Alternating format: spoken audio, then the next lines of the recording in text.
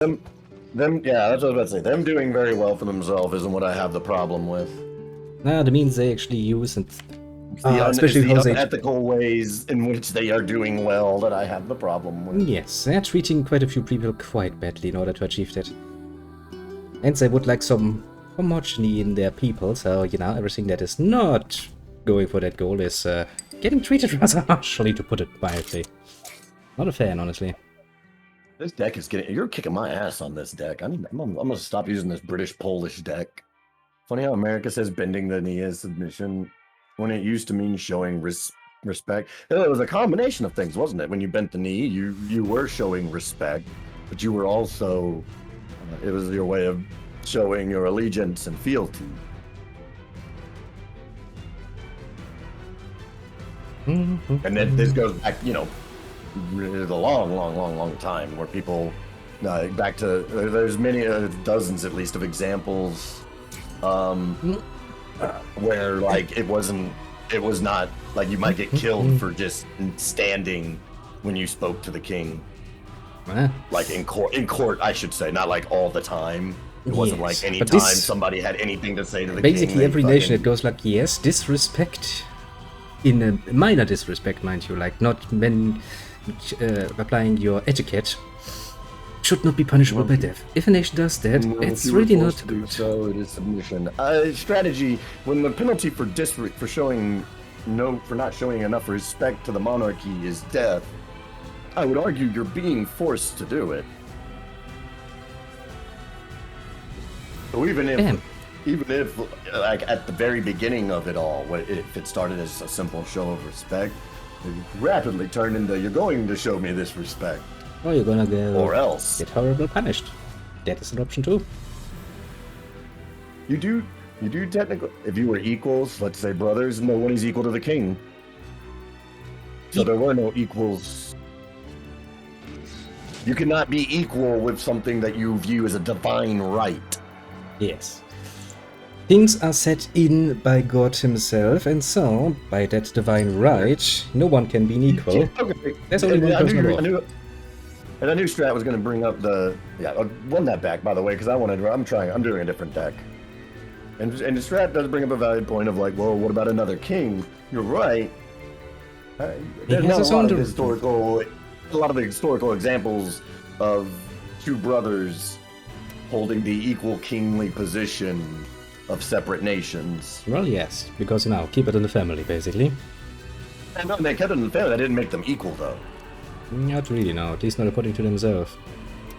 Usually the eldest, was of a higher rank of king. I don't 100% know exactly how they did all that shit, besides the fact that they were like, I'm gonna put my dick in my sister wife, so that way God's blood continues to flow through my dick.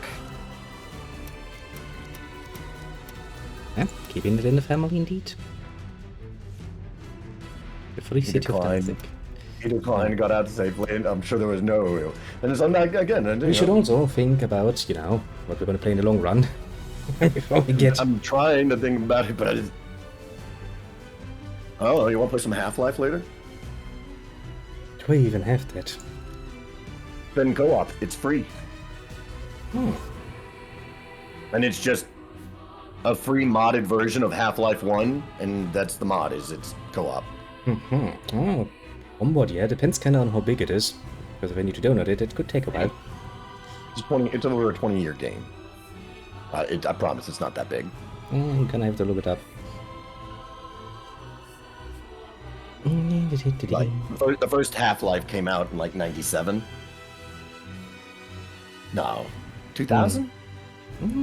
Wonder, I don't actually remember. I do remember when it came out, but don't ask me which year that was. Jesus Christ, it's been a long while.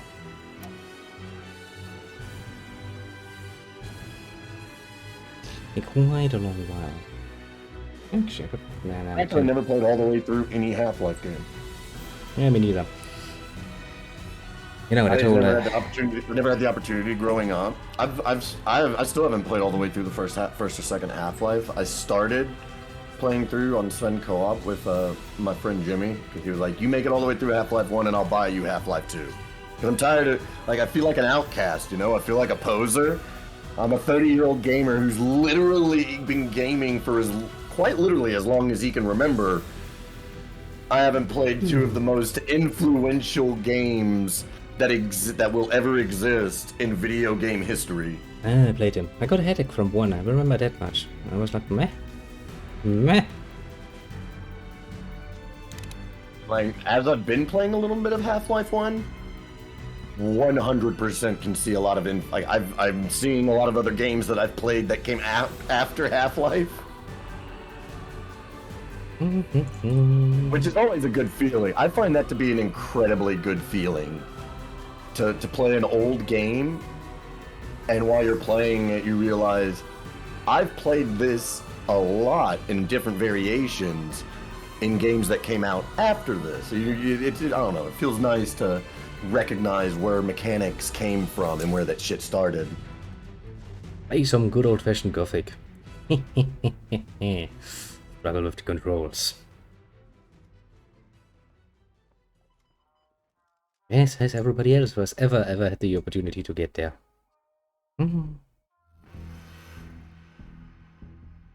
I think the first big name known computer game franchise I ever played was Vampire the Masquerade. Which one? Redemption? Redemption. Yeah. I remember Redemption. That's all. I haven't played it since I was a teenager.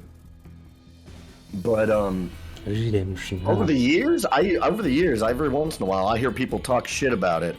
They Not do. anything in particular, they're just like, that game sucks. And Yeah. I don't agree with that. Especially because they compare to the second one. And then they're like, but this one is Bloodlines. better. Ugh, pain in the ass, those people. I own Bloodlines, and I do enjoy Bloodlines. It's a fun, really good game. I don't It is I don't fun. understand why that takes away. Yeah, that doesn't mean that Redemption is shit. Redemption is just different. Although it's still a positive game. You don't get that with everything. Like, there's a lot of games out there. We'll go back to Half-Life, where everyone that played Half-Life 1, for the most part, everybody really, really, really enjoyed it. And then Half-Life 2 came out, and everybody liked it 8 billion times better. Nobody turned around then and was like, Half-Life 1 sucks. I know, they just accepted that both games are pretty great. They were just like, yeah, Half-Life, if you haven't played Half-Life, play it, but then play 2. It was always a, you should play Half-Life, and then you must play Half-Life 2 because of how good it is. It was never, like, I don't understand why a good game gets shit on, because in more modern context, it happened, and we've talked about this, it happened with Shogun 2. Yeah, sure enough. The DLC. Rise of the Samurai was well received. Everybody was like, yeah, I like this. This is good. And then Fall of the Samurai came out, and they were like, Rise of the Samurai is a piece of shit. Yep. Quite clearly even. They're like, nope, this is shit. Fall of Samurai is a lot better. And Fall of Samurai is good, no question. Shogun 2 was, generally speaking, not a bad game. Well received compared. Well, yeah, that game is just, generally speaking, not very much appreciated. Yeah, Empire is its own story, alright? You either fucking love it or hate it. Pretty much, yeah. But like, I've never understood about Redemption. And now I will say, like I said, it has been many years since I played Redemption. But Redemption. from what I Where's the box of remember, that, I actually had a blast the entirety of the time up until like the final. The finale was not good. If I remember correctly, I didn't care for it. But that's not enough. I don't think. While that can be enough to make a decent game bad, like an ending can ruin a game, but that's not the case here. It was. I didn't hate it. It was just disappointing. Yeah, basically. Kinda. I mean, the game itself was fun to play, but Yeah, going from like medieval fucking times to the modern times. To the modern times, I thought that was really fucking cool. I do wish that there was a little bit more. That's my only other complaint that I can top of my head think of is that I wish it had been longer. Give me more time in the modern times as well. Give me like equal time if you can. Yeah, basically. They did kind of rush towards the end there. I mean, I get where they're coming from, but still. but it also lets you use cheat codes for stuff at any given time, which meant I was running around in medieval times with a machine gun. And that is always fun. I went to end my turn and I tried to do it by almost clicking surrender. Not even did we know there's this fucking surrender button in this game? Have a look for it.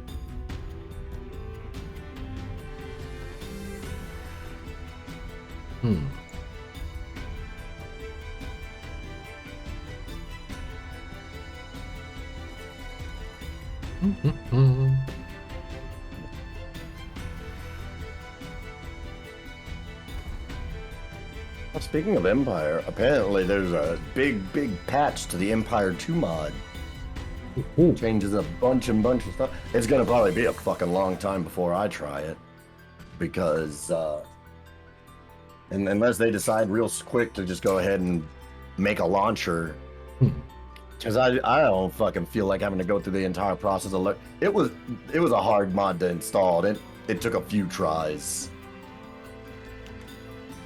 Yeah, having to do that again sounds like a bit of a pain in the ass, doesn't it? It really was. Just because it's... Man, if it's a game on Steam, just put it on the Steam Workshop for fuck's sake, and just give me an easy way to do this. You would think so, but no, that would be too easy. I'm wondering when you decided that you were going to make a badass German and Italian deck. How did you even get enough cards to make an Italian side? I just added a few cards that I had lying around because I was like, yeah, these cheaper units would probably do me well. Because most German cards cost a fucking arm and a leg. So, you know, I was like, okay. Maybe in your deck, their blitz cards can be very cost effective. True enough. I've got a lot of good there's a lot of good cannon fodder in the German cards.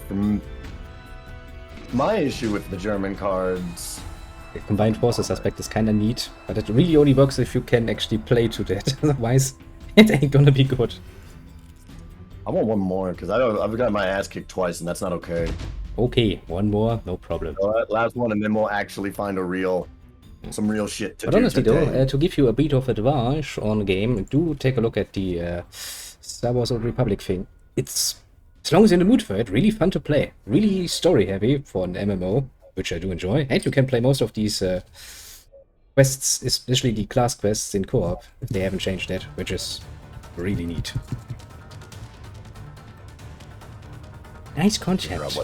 Actually thinking about the concept of, hey, maybe some people want to play together.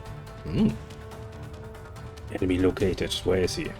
Apparently, according to this map, you are very north. You're in Canada. I actually, if I recall, I've once tried Knights of the Old Republic. It's not Knights of the Old Republic, it's the Old Republic. Knights of the Old Republic are the really old KOTOR games. Those are great too. And then, the last thing like that is in the same vein that I tried was I made the mistake of trying it on console. Ooh, yeah, that's a punishment. Decades after it came out, and I was blessed with the knowledge of just how many better ways there was to handle this control scheme. Yeah, that's a pain. Games like this really don't develop for that. And my buddy was just like, bro, I know, but if you can just get used to it, if you could just make it through, the promise it's worth it. And I couldn't. I was like, no. I'll play it on computer some other time. That's the problem, actually. It is absolutely worth it, but playing games like these on console really kill people. Well, yeah, because that's never what they were designed for, and the UI is just... Yeah, the UI and the control scheme they used, everything is basically... It clearly... It screams, do not play me with a controller. So what do you say, so? No, I was just... I'm trying to get the Chrono somewhat interested too, so that we can all three set up, play Star Wars. Also, I made a character on that server. It's not that I have a lack. It's not my lack of interest. I'm just very indecisive. It's been a fucking hard week, and I've just been indecisive. I mean, let's not speak about hard weeks. I know that feeling very well. Very well indeed. Every day that I have to go to this job I hate, I want to die a little bit more. Well, that's how that sometimes goes, to be fair. I mean, at least I don't feel like dying But I still, you know... If your clear-cut goal is basically to get rid of the store, getting the motivation to do your job properly all of the time is difficult. But well, it is what it is. I hate absolutely everything about where I work, to include the majority of the people I work with. That does happen. It's one of the risks of working for somebody. There will be people, and you will not necessarily get along well with everybody. It's one of the risks of working in America. I actually heard my store manager the other day, because like I had mentioned something, because he hires a lot of fucking teenagers, and then they just pretty much get to do whatever the fuck they want. That's a pain in the ass and a half. Yeah, putting it mildly. Oh yeah. And I had said something about it, and dude was just like, well, ever since COVID, they've gotten it in their heads that they can, you know, that there's always another job and they can just go work somewhere else, and basically all without saying it, just saying, you know, well, they can go work, they know they can go work somewhere else, so if I want to keep employees, I'm just going to have to let them do whatever they want. That's a very fair idea. No, yeah, because it's like, oh, you're right, they could go work somewhere else. Let them. And then also, in the same vein, make this a desirable place to work. Yeah, I mean, because it's not. It's fine. It's not. Like no one wants to work for $11 an hour. Understandable. But still, you know, it's difficult. I mean, I'm always a bit torn in discussions like this because I see it from both sides. Somebody who has employed people in the past. It's difficult. I say, like, I don't think it's all that difficult myself. I just think that if you want to run a successful business, then then it has to be a give and take thing. You have to offer plenty of incentives that make people want to work, but at the same time, you also need to make sure that you are holding your store and your staff up to a high standard that's worth that incentive. That's what that incentive is for. It's not just to get them to do what the fuck they're told or to do the bare basics of their fucking job. Not everybody actually It's supposed to get them to want to hold your standard. But then those people get fucking fired and go get a different job. Well, yeah, to some degree, but also some people who get paid very well to do a relatively simple job, they end up not upholding any sort of standard that I would like them to uphold. And then even going so far as stealing from me, and I'm sitting there like, bitch, please. You're really making me hate having people work for me. You're always going to get a few shit employees, no matter what. Yeah, but that is going to turn me very negative on the next employer. I'm going to be like, okay, I'm going to keep a very close eye on you, because now I feel like you have a very high potential for betraying me. Might not be fair, but that's how it works. And right, yeah, it's like, I was about to say, that might not be fair, but at the same time, if that employee wants that good pay and whatever other incentives are offered, and they just aren't that person that's gonna fuck you over. Yeah, but because no matter what incentives you offer, that person, like, if they're gonna fuck you, over, they're gonna fuck you over. They will, true enough. And so no matter what, you're not going to really stop that unless you get fucking psychic abilities. Yeah, and then you're right, they do have to prove themselves, and because they aren't, and if they aren't that person that's going to screw you over, then they will. I mean, to me, that just sounds like standard employment. I have that mind frame with quite literally everyone I hire. It's like, okay, I'm gonna hire you. I'll hire you. You're gonna make a living wage. I'm going to make it worth your time, effort, and the power to make my store, whatever it is, a success. If you uphold to this standard, I will do everything I can to make your life as fucking luxurious and good as I can. Yeah, to a certain degree, my friend. I can't pay people a fucking gold bar per session just because they do a good job. No, you absolutely can't. But you could absolutely pay them enough that that they're not having to decide whether or not they should come into work with 104-degree fever, because if they don't get to eat next week. Well, yeah, I do make sure also, It's not really much of a problem because if you're sick, the you actually majority of get jobs here, money. the majority of jobs in America. First of all, there is no federal law that requires businesses to give you paid time off, paid sick leave at all, or any kind of maternity leave, paid or unpaid. Yeah, that's a problem in and of itself, but you know, luckily we do have systems for that. Because otherwise that would be fucked. I find that helps, that those things help an awful lot.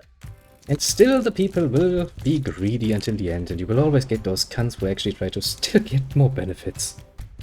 Over time, I promise you'll end up with more good people than you'll end up with shit people. Because if there's one thing that a life of hardship and hell has not broken me of yet, it is my belief that there are more good people than shit ones. Yes, statistically speaking, as far as I have met them, and I have met quite a few, you know, running a business doesn't do itself by itself and just one person.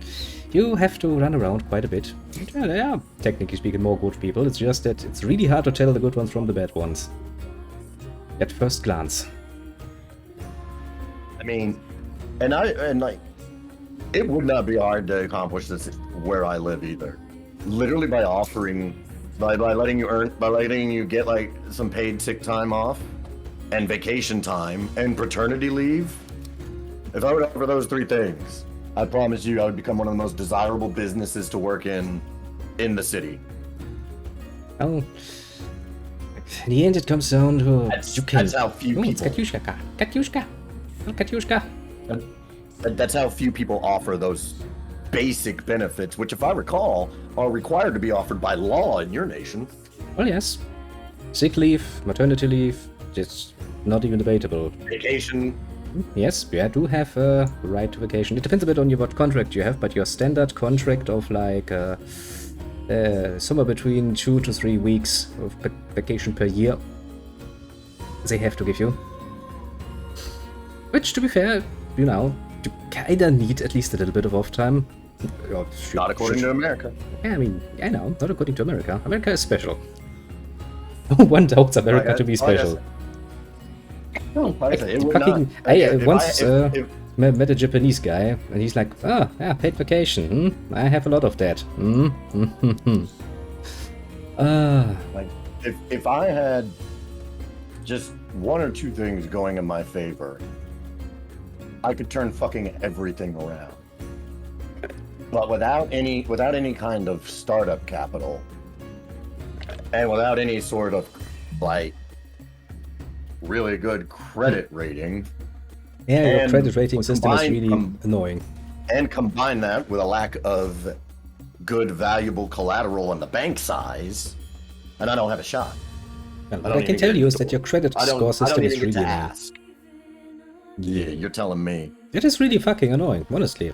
I've seen many systems. How much startup capital are we talking? Strategy, you would have to, honestly, right now, it would honestly depend. Well, I can give you a small, small ideas. But you need to start up a small business. I need to buy land. Well, you can rent for a while, you can buy it later, if that suits your business. But it does bind you, basically. Which is not necessarily always good. Sometimes you want to have the ability to actually get out of a contract quickly without having the land attached to it for with you forever. It's kinda what you need to consider. Because you don't know how things will work in, the long run. So think about that for a while before you make the decision to buy anything. Renting might not sound nice, but it is a workable solution, mind you. No, I agree. There's a lot of stuff, because it's hard to even put a number on how much startup capital would be needed. It would need at least. Depends, honestly. Start in a building in a mall. The malls aren't that. That ain't it.